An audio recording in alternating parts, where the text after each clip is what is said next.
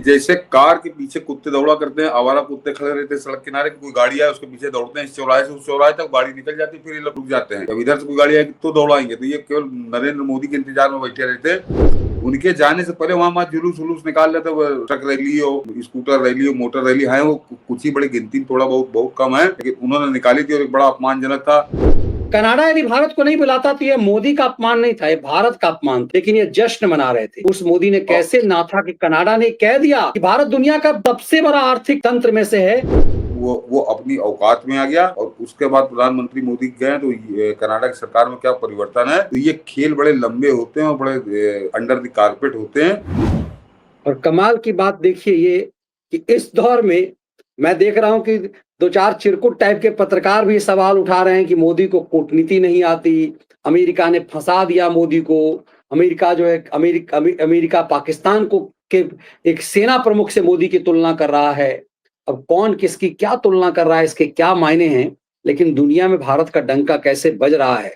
Canada ने कहा कि हम इग्नोर नहीं कर सकते भारत को, भारत एक आर्थिक तंत्र हो चुका हुआ है। अभी मनीष जी अभी उसी पे आता हूँ। एक और जूता मारा है यहाँ के उन पत्रकारों पे। पत्रकार तो कह नहीं सकता, उनको मैं कुत्ते कहता हूँ।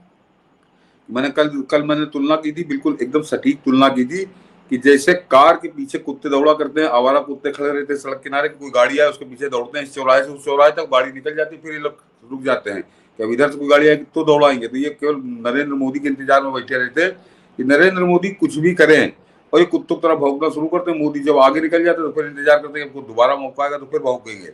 इनकी ड्यूटी है, ये उसी काम कर रहे हैं। लेकिन अभी तो हम लोग ईरान पे बात कर रहे थे।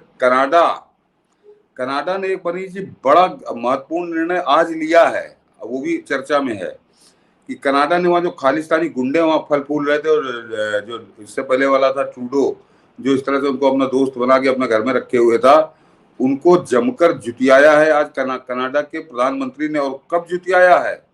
जब प्रधानमंत्री मोदी उससे मिलकर वहां से चले आए। ऐसा नहीं प्रधानमंत्री मोदी के सामने उसने कोई लल्लो चप्पो की हो। और आने वाले दिनों में कुछ दिनों के अंदर जो कनाडा में खालिस्तानी रह रहे हैं उनका बहुत बुरे दिन शुरू होने वाले हैं। आज मार्को क्रोनी नाम है उनका शायद, उन्होंने बिल्कुल उनको उग्रवादी कहना शुरू किया, मिलिटेंट कहना शुरू किया, जो भी कहिए। और ये इस बात को स्वीकारा है कि ये कनाडा में रहकर यहाँ पे भारत विरोधी गतिविधि चलाते हैं और इनके खिलाफ सख्त कार्रवाई की जरूरत है। और ये कनाडा का स्टैंड पिछले कई दशकों में पहली बार हुआ है। ये सबसे खास बात है।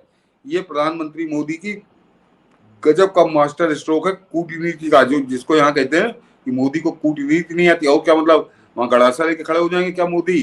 तो ये जरा इसको आप समझिए कि एक तो ईरान और दूसरे कनाडा वाली बहुत बड़ी जीत है, भारत की कूटनीतिक जीत है। और हमारे जो दुश्मन खासकर खालिस्तानियों का तो सबसे बड़ा अड्डा वो है। और वो खालिस्तानियों का अड्डा नहीं है, ये भी समझिए, वो पाकिस्तान द्वारा पाले गए खालिस्तानी कुत्तों का एक स्थान है। वो वहां पे जितने खालिस्तानी है वो सब फंडेड बाई और फाइनेंस करता है उनको पाकिस्तान। आईएसआई वहां पूरा पैसा देती है और आईएसआई ही उनको पालती है। तो एक तरह से अपरोक्ष रूप से पाकिस्तान को भी झटका है बहुत तगड़ा वो। और अभी तो माहौल दूसरा है, पाकिस्तान कुछ बोलने की स्थिति में नहीं है। और सबसे खास बात है कि कनाडा भी डोनाल्ड ट्रंप से कोई बड़ा खुश नहीं है। और पलट के ये जो खेल हुआ है खालिस्तानियों के खिलाफ, तो ये पूरे भारत। और अभी मनीष जी जब मोदी वहां गए थे, उनके जाने से पहले वहां जुलूस वुलूस निकाल लेते, ट्रक रैली हो, स्कूटर रैली हो, मोटर रैली है, वो कुछ ही बड़ी गिनती, थोड़ा बहुत कम है, लेकिन उन्होंने निकाली थी। और एक बड़ा अपमानजनक था कि बाहर उसके गाड़ियों के पीछे फोटो लगाए, पोस्टर लगाए मोदी का, और छोटे छोटे बच्चे उसको पैर मार रहे हैं, जूते मार रहे हैं। तो ये सारे कर्म अब उनके अंत की शुरुआत होगी। क्योंकि अब कुछ अलग बात बोल लूं, क्योंकि वहां पे जो सरकार है वो भारत सरकार है, जो भारत सरकार की जो मानना है उसके अनुकूल वहां पे सरकार आई है। तो एक बात समझ लीजिए, अभी तो वो निज्जर को रो रहे थे, वहां पे जो हमारे अज्ञात वीर है वो सक्रिय हो जाएंगे निश्चित। कुछ तो सरकार वहां की निपटेगी और बाकी से फिर यहाँ के अज्ञात वीर निपटेंगे।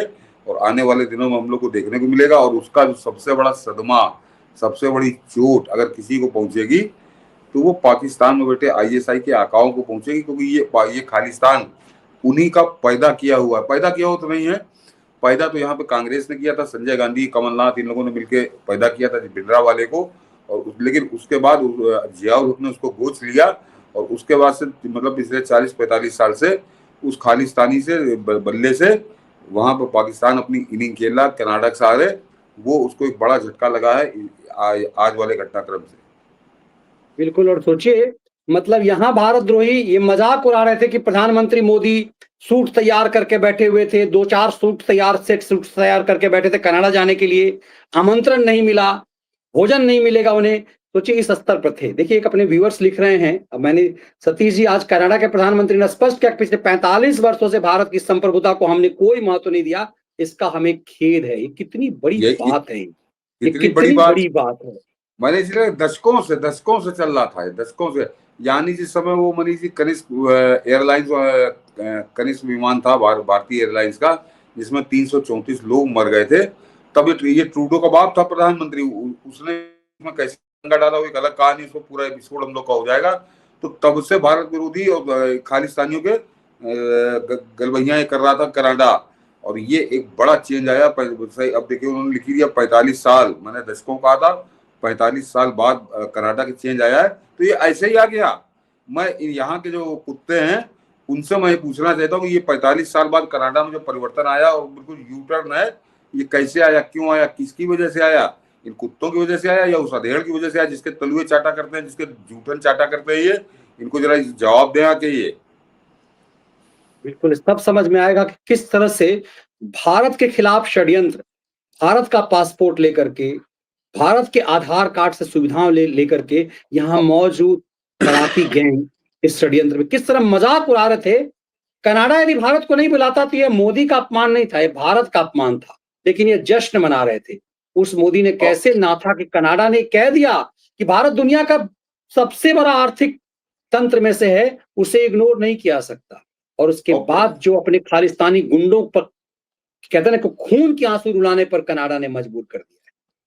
और प्रधानमंत्री और ये सब लोकतांत्रिक रूप से कनाडा में बहुत ताकत रख रहे थे, तभी तो ट्रूडो नाच रहा था ना। जैसे अपने यहाँ खैरात जिहादियों का है, जिहादी वोट बैंक बने हुए हैं, वैसे कनाडा में खालिस्तानी वोट बैंक बन गए हैं, मजबूरी हो गई है।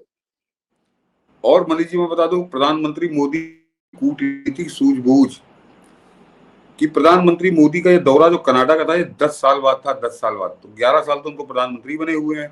तो वो पहले साल तो गए, उसके बाद उनकी समझ में आ गया कि यहाँ पे अड्डा कैसे लोगों का और कैसे लोगों से हमें लड़ना है। उसके 10 साल बाद वो पहुंचे हैं, वो भी G7 की समिट में जब बुलवा आया तब।